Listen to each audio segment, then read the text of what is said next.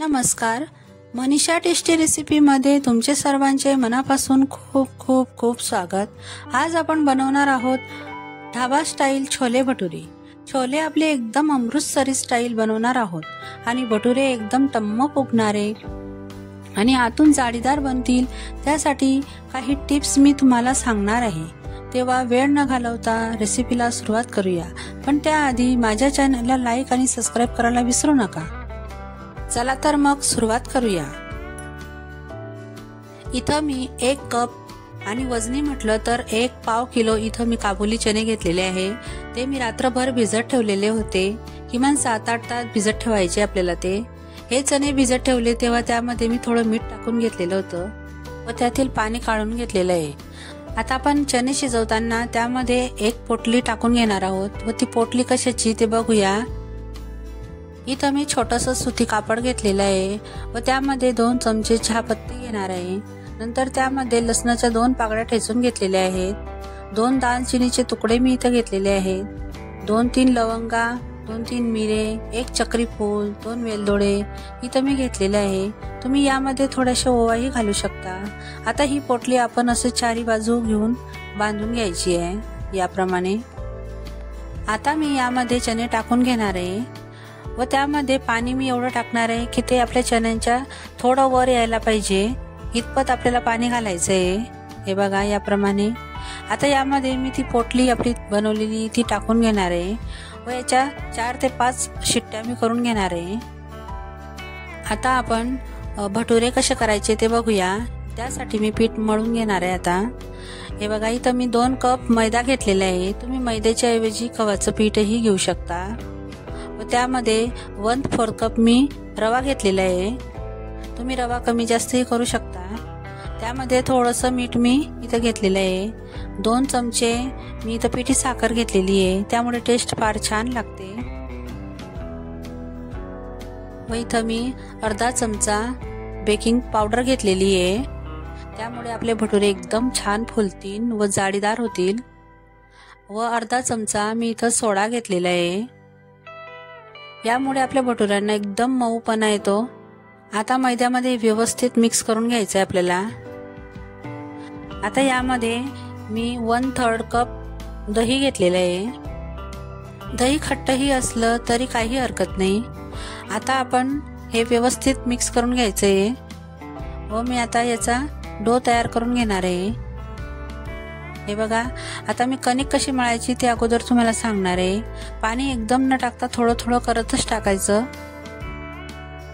व आपल्याला एकदम घट्टही नको आणि एकदम सैलही आपल्याला ह्याचा गोळा नको आहे।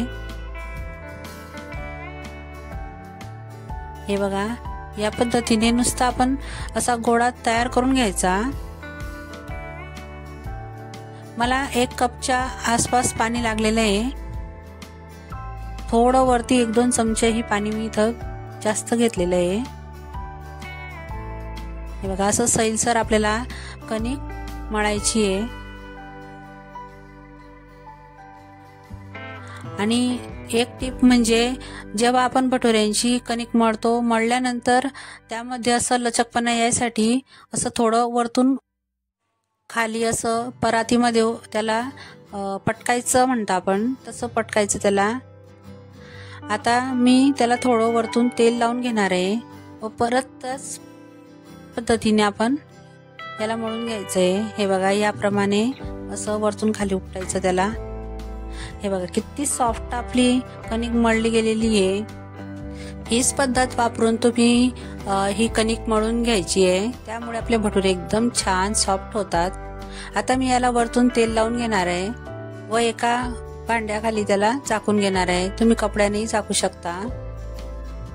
आता आपल्या इकडे चणे शिजले गेलेले आहे व बघू शकता किती छान रंग आलेला आहे आपल्या चण्यांना व मस्त परफेक्ट शिजलेले आहे। हे बघा, तुम्ही मीडियम गॅसवर 4 शिट्ट्या करायच्या आणि 5वी शिट्टी मोठ्या गॅसवर केली तर मस्त परफेक्ट शिजतात। आता ही पोटली आपण काढून घ्यायची आहे व ह्या चण्यांमधलं पाणी आपण वेगळं करून घेणार आहोत। हे बघा, मी हे पाणी काढून घेतलेलं आहे व चणे वेगळे करून घेतलेले आहेत। आता आपण यांना फोडणीसाठी काय साहित्य लागतं ते बघूया। आता भाजीसाठी आपण बघूया, इथं मी 4-5 हिरव्या मिरच्या घेतलेल्या आहे, 4-5 लसणाच्या पाकळ्या घेतलेल्या आहे व 1 इंच आल्याचा तुकडा घेतलेला आहे. इथं 2 टोमॅटो मी कापून घेतलेले आहे, त्यांची मी पेस्ट करून घेणार आहे व 2 मोठे कांदे चिरून घेतलेले आहे. आता छोल्यांसाठी मी इथं गॅसवर कढई ठेवलेली व त्यामध्ये 2 ते 3 चमचे तेल टाकून घेतलेले आहे. आता मी त्यामध्ये अर्धा चमचा जिरं घेतलेले आहे व थोड्याशा ओवा मी टाकून घेतलेले आहे. ओवांनी फार छान टेस्ट लागते व पूर्ण कांदा टाकून घेतलेला आहे. आता याला असंच आपण तेलामध्ये परतत राहायचं आहे व जोपर्यंत याला सोनेरी कलर येत नाही तोपर्यंत याला असंच परतायचं आहे. हे बघा, गॅस एकदम मोठा करायचा नाही तर ते कांदा आपला जळून जातो. आता यामध्ये आपण मसाले घालून घेणार आहोत. इथं 1 चमचा मी हळद पावडर घेतलेली आहे व 1.5 चमचा मी इथं धना पावडर घेतलेली आहे. 2 चमचे मी लाल तिखट घेतलेले आहे. आता यांना व्यवस्थित आपण मिक्स करून घ्यायचं आहे व थोडंसं यामध्ये मी पाणी टाकून घेणार आहे, कारण आपले लाल तिखट वगैरे जळणार नाही त्यामुळे. आता त्यामध्ये मी हा छोले मसाला 3 चमचे घेतलेले आहे. मोठा चमचा जर असेल तर आपण 2 चमचे घेतले तरी चालेल. आता ते व्यवस्थित मिक्स करून घ्यायचं आहे आपल्याला व त्यामध्ये मी हे आपण टमाट्याची पेस्ट केलेली होती ती टाकून घेतलेली आहे.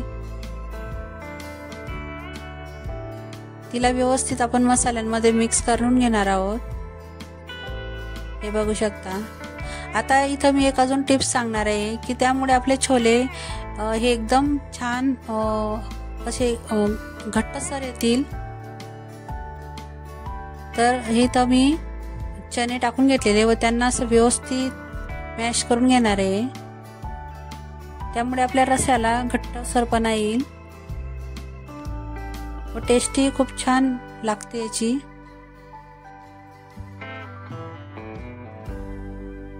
आता यामध्ये मी सगळे चणे घालून घेणार आहे व त्यांनाही या मसाल्यामध्ये मस्त व्यवस्थित परतून घेणार आहे. आता आपण जे चण्यांचं पाणी काढलेलं होतं तेच आपण यामध्ये ऍड करणार आहे, दुसरं पाणी ऍड करायचं नाही. त्यामुळे याची टेस्ट खूप छान लागेल. आता यामध्ये मी ठेचा केलेला होता तो इथं अर्धा चमचा मी इथं टाकून घेतलेला आहे व त्यामध्ये थोडंसं मीठ घातलेलं आहे. तुम्ही ठेचा फ्राय करतानाही टाकला तरी काही हरकत नाही, चालेल तसंही. आता छोल्यांना तडका देण्यासाठी किंवा आपण फोडणी देण्यासाठी इथं मी एक छोटी कढाई ठेवलेली व त्यामध्ये 2 ते 3 चमचे मी तूप टाकून घेतलेले आहे. तूप इथं मी साजूक तूप घेतलेलं आहे व इथं मी अद्रकच्या अशा मोठे मोठे लांब काप करून घेतलेले होते ते इथं टाकून घेतलेले आहे. आता इथं अर्धा चमचा मी आपला छोले मसाला टाकलेला आहे व थोडीशी कसुरी मेथी टाकलेली आहे व परत इथं मी तो आपला ठेचा तयार केलेला होता तो फ्राय करून घेतलेला आहे. अर्धा चमचा मी इथं लाल तिखट घेतलेलं आहे. त्यांना व्यवस्थित मिक्स करून घ्यायचं आहे. मी इथं गॅस बंद करून घेतलेला आहे व गरम गरमच याच्यामध्ये तो आपण टाकून घ्यायचा आहे.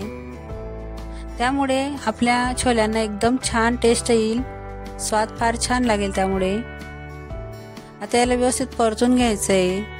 आता वरतून मी कोथिंबीर घालून घेतलेली आहे व तिलाही व्यवस्थित मिक्स करून घ्यायचं आहे. आता एक थोडी उकळी आणायची आपल्याला, म्हणजे आपली छोल्यांची भाजी तयार आहे. आता आपण भटुरे बनवून घेऊया. त्यासाठी कणिक बघा आपली व्यवस्थित सेट झालेली आहे. हे बघा किती मऊ आणि एकदम लचकदार झालेली आपली कणिक.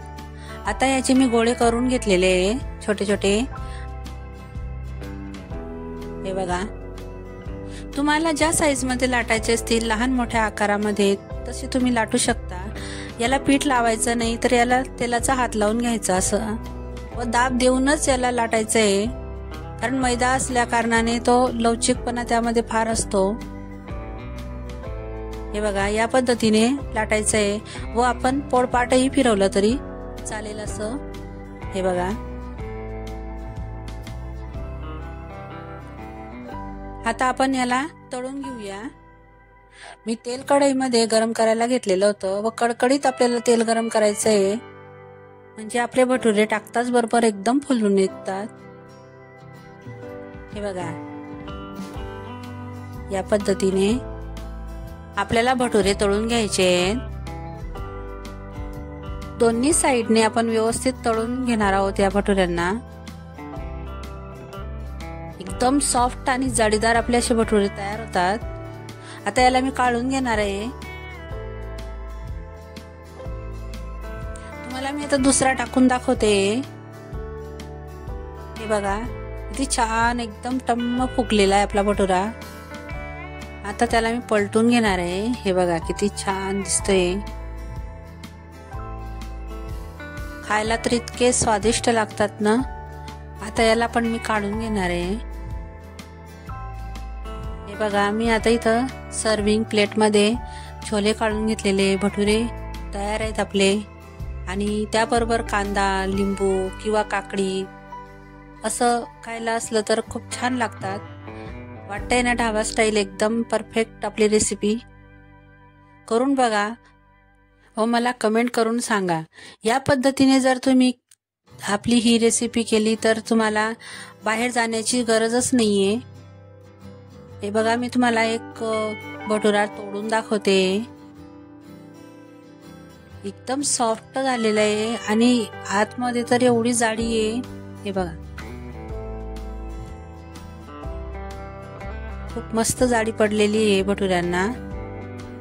छोलेही आपले एकदम टेस्टी व मस्त झालेले आहेत व भटुऱ्यांसोबत खायला तर एकदम छान लागतात। तुम्हाला माझी रेसिपी कशी वाटली ते मला कमेंट करून सांगा। आवडल्यास लाईक करा, शेअर करा आणि हो सबस्क्राईब करायला मात्र विसरू नका। चला तर मग पुन्हा भेटूया अशाच एक नवीन रेसिपी सोबत। तोपर्यंत मस्त खा आणि स्वस्त राहा।